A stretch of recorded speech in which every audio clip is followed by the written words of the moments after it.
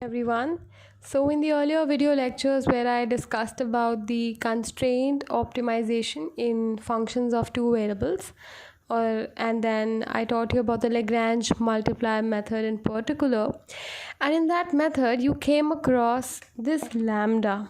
So basically when we set up the Lagrangian function, that is f x y lambda equals to f of xy plus lambda into c minus g of xy. Now in this case we call this lambda as the Lagrange multiplier.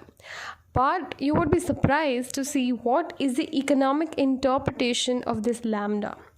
So lambda, which is known as the Lagrange multiplier, can also be found out by this formula, that is dz star upon dc. Now what is z star? Z star is nothing but your function z. When you substitute the optimal values x star and y star, it becomes z star. So z star is my objective function which has the optimal values of x and y, which I have found out using the Lagrange multiplier method. And then I compute the z star, and then if you derivate your z star with respect to the constraint constant, that is c, that will come out to be just equal to the lambda, which you otherwise found out using the Lagrange multiplier method. We'll be proving all of this in a while, but before that, let's understand what is the economic interpretation right here. So lambda, as you can see, is the marginal effect of c on z star. In other words, it is the change in the optimal value of z, that is z star, per unit change in c, that is constraint constant. Now if you take this to be as dz star is equal to lambda into dc, can you say that if c is some resource constraint, as it is always usual, so if it was, let's say it was a budget line, pxx plus pyy equals to c, then your c would have been the constraint in terms of the money income that the consumer has to spend on. So c is nothing but the constraint constant, that is a limited resource. Okay, in utility theory it is budget, in case of profit maximization it is cost constraint, and so forth. It is some sort of a limited resource. So can I say that dz star represents the increase in, let's say if it is utility, the increase in utility that can be obtained from DC units more of the scarce resource, that is from DC units more of money income. So in that case, what would this lambda be? Lambda is like some shadow price or some price at which you need to buy in more income in the form of DC to translate into more utility, that is dz star. So I've written all of this over here, right here, that if pxx plus pyy equals to c was perceived to be as the budget constraint, where c is your nominal budgeted income, then lambda into dc is equal to dz star represents increase in utility that can be obtained from DC units more of the scarce resource. Scarce resource here being budget income. So lambda is the shadow price of that limited resource. So we call lambda as the shadow price. Shadow price means something hidden. It's not an explicit price. Nobody is telling you that this is the price at which you are required to get in more money income. But it is there. It is inherent in the system. So it's sort of a shadow price. So let's do a question to get more clarity on the same. So yeah. So the question is, a consumer's utility function uxy is equal to x to the power 1 by 2 and y to the power 1 by 2. Now using first order condition and second order condition, you are asked to find out the optimal quantities x star, y star, and also the lambda in the process. And then once you have found out those x star, y star, you have to find out a utility function which is in this format. So utility function which is a function of prices and money income. And then verify that lambda is equal to del u star upon del m.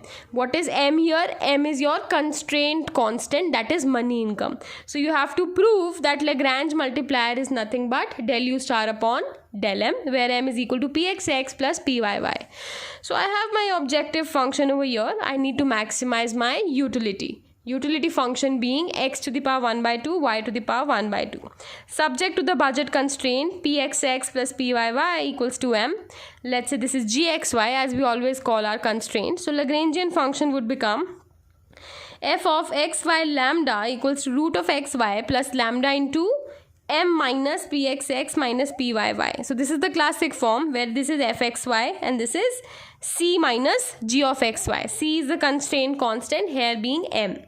Now for first order condition, you will find f dash x, f dash y and f dash lambda, and you put it equal to 0. So this will give you this equation. You will have this from here and this from here.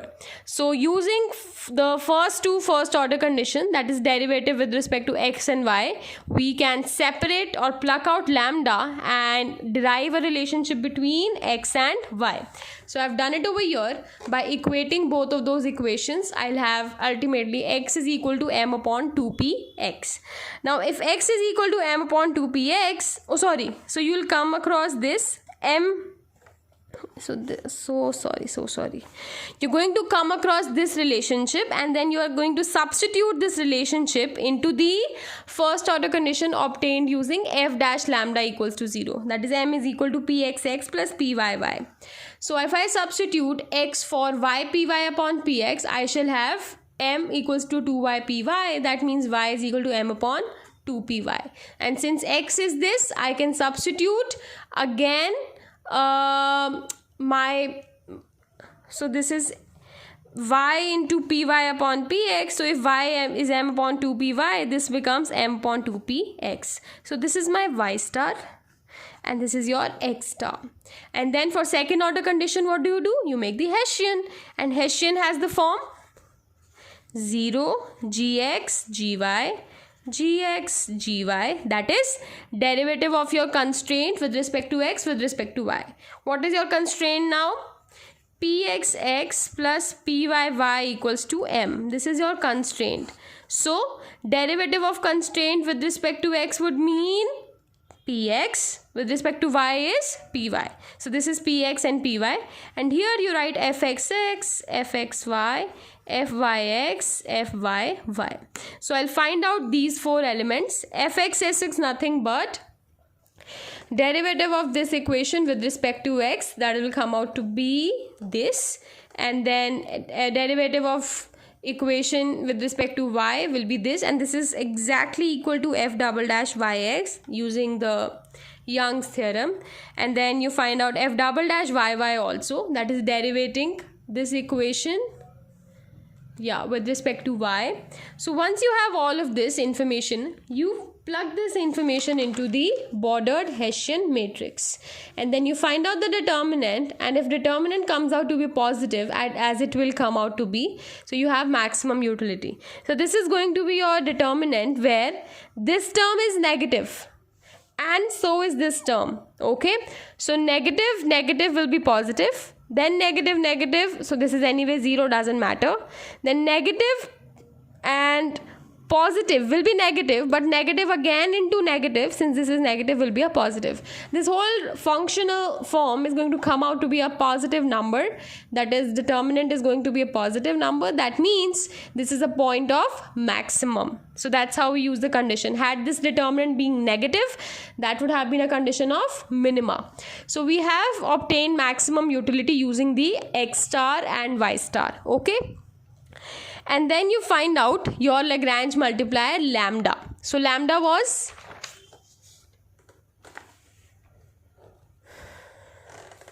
(1 upon 2px into root y upon x), or this way. You can pick up any one and substitute x and y using the optimal quantities. So so y is m upon 2by and x is m upon 2px. So this will work out to be 1 upon 2 root px py. This is your lambda now. Now you have to make your optimal function, that is utility as a function of optimal quantities x star and y star. Your objective function was utility, right? So if I find out utility as a function of x star and y star, what you'll ultimately end up with is this. See, x star and y star both are functions of m and prices. That means you will have utility as a function of prices and m. So that was square root of x and y. This is your x and y. So this is how your utility will work out to be. And there is a special term used to denote such a utility function, which is a function of prices and money income. We call it as an indirect utility function. So direct utility function is where utility is a function of direct quantities. But now when quantities are expressed in terms of a money income and prices, and therefore utility function also gets expressed in terms of money income and prices, we call such a utility function as the indirect utility function. And then to prove that now to prove this particular element, that is economic interpretation of Lagrange multiplier, once you have your u star, that is z star, you will derivate that with respect to the constraint constant, which is m now. So derivating del u star with respect to m will give you 1 upon 2 root px py, and what is it? Oops, this is exactly equal to lambda. So you have proved what the question asked for, and this is nothing but the economic interpretation of Lagrange multiplier. So thank you for watching the video.